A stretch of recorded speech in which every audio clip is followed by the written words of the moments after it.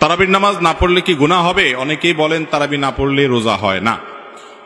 তারাবি নামাজ এটা গুরুত্বপূর্ণ একটি সুন্নত আমল। রমাদান মাসে যদি কেউ তারাবির নামাজ পড়ে, নবী করিম সাল্লাল্লাহু আলাইহি ওয়াসাল্লাম বলেছেন, মান কামা রমাদানা ঈমানান ওয়া ইহতিসাবা গুফিরা লাহু মা তাকাদ্দামা মিন যামবি। যে ব্যক্তি রমজানের রাতের বেলা দাঁড়িয়ে তারাবির নামাজ আদায় করবে, তার পেছনের সমস্ত গুনাহ খাতা আল্লাহ তাআলা মাফ করে দিবেন। অতএব তারাবি নামাজ পড়তে চেষ্টা করা উচিত। কিন্তু কোনো কারণে যদি কেউ তারাবি নামাজ না পড়েন, তার কারণে তার রোজা হবে না, এমন কোনো কথা পৃথিবীর কোনো আলেম, কোনো ফকিহ বলেন নাই। অতএব যদি কেউ তারাবি পড়তে নাও পারেন, রোজা তাকে অবশ্যই রাখতে হবে। তারাবি মিস হলে গুনাহ হবে না, বড় গুনাহ কবিরা গুনাহ হবে না, কিন্তু রমজানের রোজা মিস হলে কবিরা গুনাহ হবে।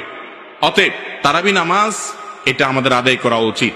এটা যদি ছুটে যায় কোনো কারণে, হঠাৎ কোনো একদিন একা একা পড়ে নেব।